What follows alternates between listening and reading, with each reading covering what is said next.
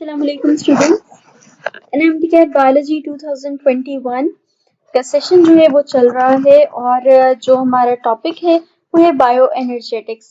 आज हम लोग बायो एनर्जेटिक्स का लेक्चर नंबर 3 जो है हम लोग करेंगे आज स्टार्ट। ठीक है, जिसमें हम बात करेंगे अबाउट लाइट, क्योंकि हमें पता है कि लाइट जो है एक्चुअली वही ड्राइविंग फोर्स है जिससे सारा जो है ड्राइविंग एनर्जी है, यानी कि एनर्जी का जो सारी चेन होती है जो प्लांट से बाकी ऑर्गेनिजम्स तक जाती है, इस पूरे इकोसिस्टम में सराउंड करती है।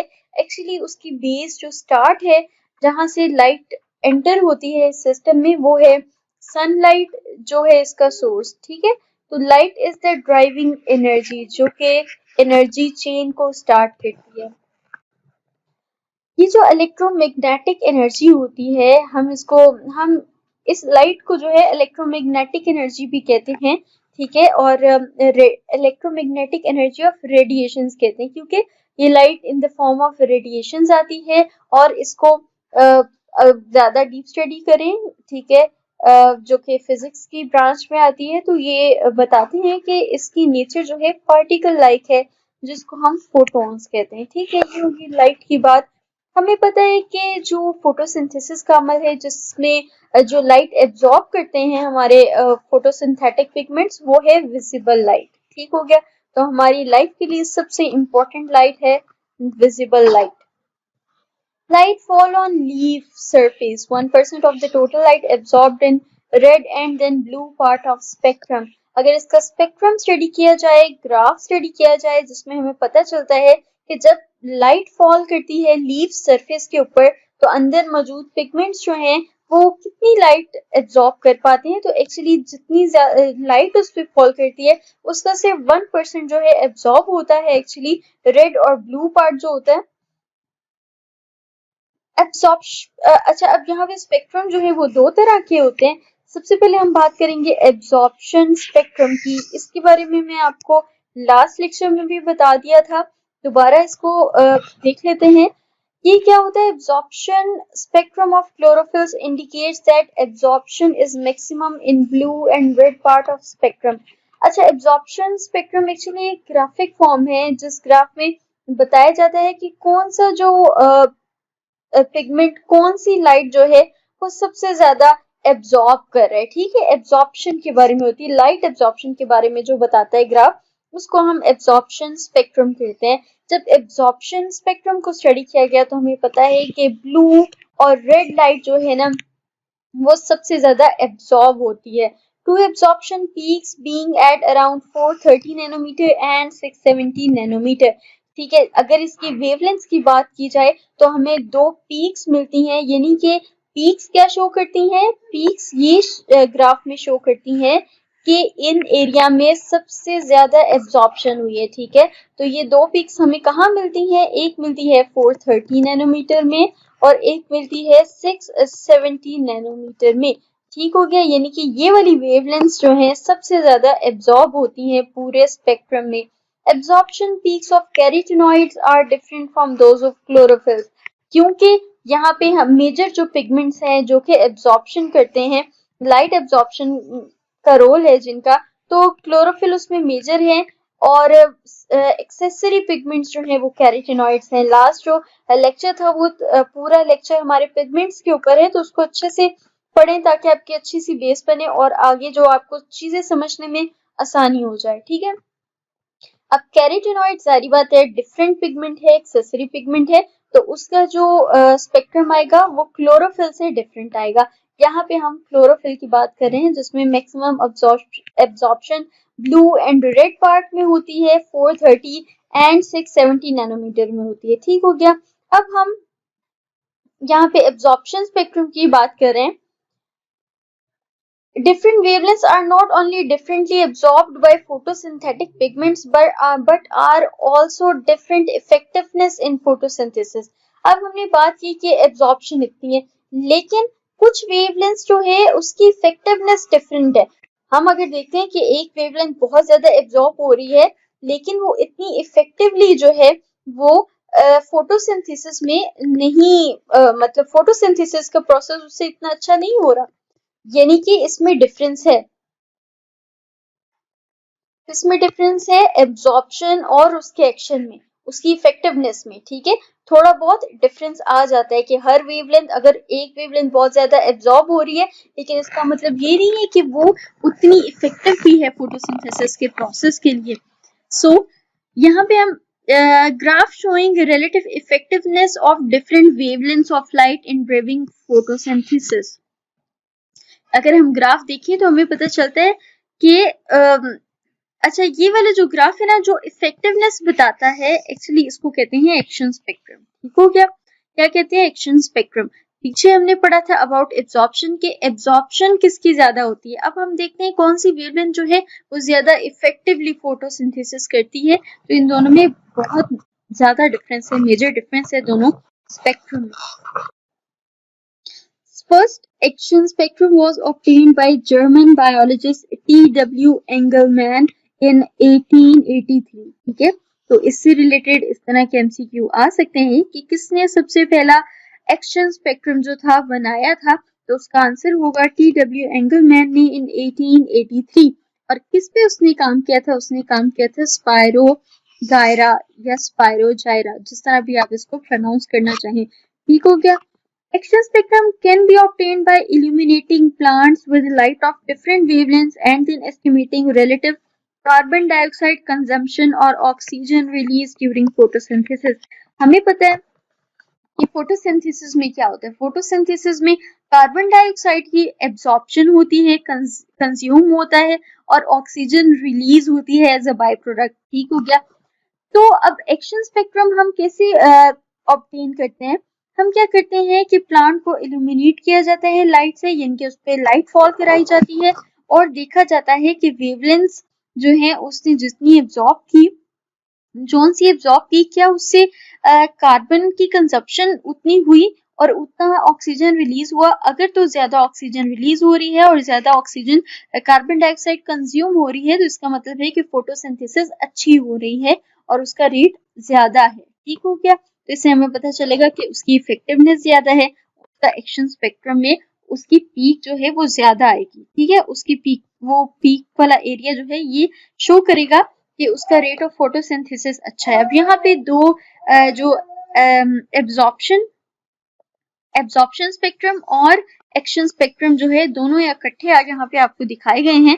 तो आप देखिए कि सेम वेवलेंथ्स जो है यहाँ पे शो की गई हैं और यहाँ पे इसकी एब्जॉर्प्शन और रेट ऑफ फोटोसिंथेसिस देखा गया है। तो आपको दोनों में डिफरेंस नजर आ रहा होगा कि इसकी पीक्स जो है बहुत नैरो है, मींस यहाँ पे जो है मैक्सिमम एब्जॉर्प्शन हो रही है, ठीक है, और यहाँ पे कम एब्जॉर्प्शन हो रही है, लेकिन रेट ऑफ फोटोसिंथेसिस इधर भी हो रहा है, यानी कि यहाँ पे एब्जॉर्प्शन कम है लेकिन फोटोसिंथेसिस हो रहा है।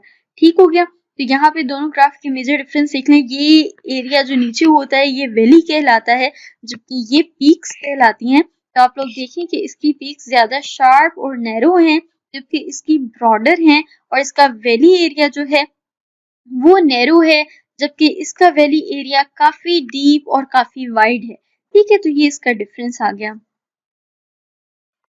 अब यहाँ पे और इसके जो डिफरेंस है उसको ज्यादा डिटेल से पढ़ेंगे हम। यहाँ पे एब्जॉर्प्शन स्पेक्ट्रम के बारे में है और इस साइड पे जो है एक्शन स्पेक्ट्रम के बारे में है। It shows the wavelength of light absorbed by each pigment. ठीक है, कि कौन सा पिगमेंट जो है कितनी लाइट एब्जॉर्ब करता है। It shows the overall rate of photosynthesis. इसमें हम ओवरऑल रेट देखते हैं कि एक वेवलेंथ से कितना ज्यादा फोटोसिंथेसिस जो है वो अच्छे तरीके से या ज्यादा तेजी से हो रहा है। ठीक है, it is the graphical representation of different wavelengths of light absorbed by the different pigments in the leaf during the process of photosynthesis। जिसे हम पहले भी बात कर चुके हैं कि डिफरेंट वेवलेंथ्स जो हैं वो एब्जॉर्ब की जाती हैं पिगमेंट से। तो कौन सा पिगमेंट कौन सी जो है वो वेवलेंथ को ज्यादा एब्जॉर्ब करता है और फोटोसिंथेसिस के प्रोसेस में यूज होता है, इसके बारे में पढ़ेंगे। It is a graphical representation of the effectiveness. इसमें हम इफेक्टिवनेस के बारे में पढ़ते हैं। It infers the relationship between the quality of light and the absorbing capacity of pigment. यहाँ पे हम देखते हैं कि कौन सा पिगमेंट कितना एब्जॉर्ब कर पाता है, यानी कि हम उसकी एब्जॉर्बिंग कैपेसिटी के बारे में बात कर रहे होते हैं। जबकि यहाँ पे हम साथ ही क्वालिटी ऑफ लाइट की भी, यानी कि कौन सी लाइट, कौन सी पार्ट वाली लाइट कितनी एब्जॉर्ब हुई, तो यहाँ पे उसकी क्वालिटी और उसकी पिगमेंट की एब्जॉर्बिंग कैपेसिटी की बात होती है। जबकि एक्शन स्पेक्ट्रम में क्या होता है, relationship between photosynthetic activity in relation to different wavelengths of light, कि कौन सी वेवलेंथ ऑफ लाइट जो है ज्यादा फोटोसिंथेसिस करवाती है, तो किसके दरमियान रिलेशन हुआ, वेवलेंथ ऑफ लाइट और फोटोसिंथेटिक एक्टिविटी के दरमियान। It can be studied directly, it is studied in relation to oxygen evolve और कार्बन डाइऑक्साइड एब्जॉर्ब। ये मैंने आपको पहले बता दिया कि इसको हम कैसे एक्शन स्पेक्ट्रम को फाइंड आउट कर पाते हैं, जब हम देखते हैं कि ऑक्सीजन कितनी इवॉल्व हुई और कार्बन डाइऑक्साइड कितनी एब्जॉर्ब हुई, जबकि इसको डायरेक्टली स्टडी किया जा सकता है एब्जॉर्प्शन स्पेक्ट्रम को। इसकी भी जब लास्ट लेक्चर में एब्जॉर्प्शन स्पेक्ट्रम की डिटेल से इसके बारे में बताया था, तो हमने बताया था कि कैसे हम फाइंड आउट कर सकते हैं। ठीक है, the absorption of wavelength of different pigments can be measured with a spectrophotometer. Spectrophotometer के बारे में भी लास्ट लेक्चर में हम बात कर चुके हैं। The amount of photosynthesis can be measured with the amount of carbon dioxide fixation, oxygen production, NADP reduction। ठीक है, ये भी सेम बात हो गई कि कैसे फाइंड आउट कर सकते हैं, by the production of oxygen and use of carbon dioxide. ठीक हो गया। It is to be noted that maximum absorption take place in the blue region, but maximum photosynthesis take place in the red region। ठीक है, यहाँ पे एक important point ये है कि ब्लू रीजन में एब्जॉर्प्शन ज्यादा थी, जबकि फोटोसिंथेसिस जो है रेड रीजन में ज्यादा हो गया, यानी कि रेड रीजन जो रेड वाली वेवलेंथ है उनकी इफेक्टिवनेस ज्यादा हो गई। ठीक है, जबकि ब्लू इतना एब्जॉर्ब ज्यादा है लेकिन इफेक्टिवनेस इसकी कम है। अब नेक्स्ट हम देखते हैं अबाउट फोटो सिस्टम। अब हम फोन कर रहे हैं टू द लाइट रिएक्शंस। ठीक है, लाइट रिएक्शंस या इसको हम कहेंगे लाइट डिपेंडेंट रिएक्शंस।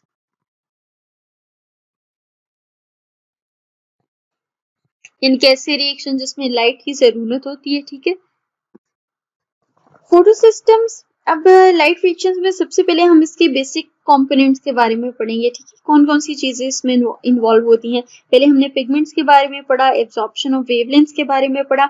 अब देखते हैं कि वो जो पिगमेंट्स है वो किस तरह से लीफ के अंदर जो है प्रेजेंट होते हैं। एक्चुअली हम उसको फोटो सिस्टम कहते हैं। ठीक है, फोटो सिस्टम कहते हैं।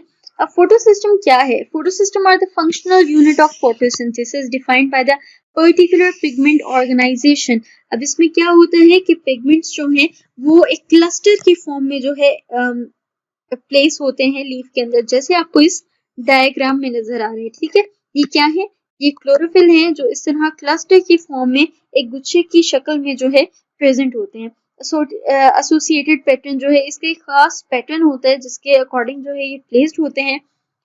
whose work is the absorption and transfer of light energy which implies transfer of electron। अब सबसे पहला स्टेप ये है कि लाइट फॉल हुई लीफ के ऊपर और वहां पे जो मौजूद पिगमेंट्स हैं उन्होंने एब्जॉर्ब करना है। और हम इस पूरे सिस्टम को, यानी कि जब पिगमेंट्स जो हैं ऐसे अरेंज हैं एक स्पेसिफिक एरिया में, उसको हम क्या नाम देते हैं? फोटो सिस्टम नाम देते हैं। अब यहाँ पे आपको नजर आ रहे होंगे फोटोन्स, यानी कि यहाँ पे लाइट फॉल हो रही है और क्या हो रहा है? एब्जॉर्प्शन हो रही है। अब यहाँ पे इसको हम कहते हैं एंटीने पिगमेंट मॉलिक्यूल्स। अच्छा, ये वो मॉलिक्यूल्स होते हैं, आगे इसको मैं आपको ज्यादा अच्छे से, अच्छा पहले इसके यहाँ पे देख लेते हैं दो कंपोनेंट्स। ठीक है, कि फोटो सिस्टम की बात की, फोटो सिस्टम एक्चुअली वो एरिया है जहाँ पे लाइट ने फॉल होना है और लाइट एनर्जी को आगे जो है मेन लाइट रिएक्शंस में ट्रांसफर किया जाना है। ठीक है, in the form of energy. अब यहाँ पे इसके दो कंपोनेंट्स है। First one is antenna complex and the second one is reaction center।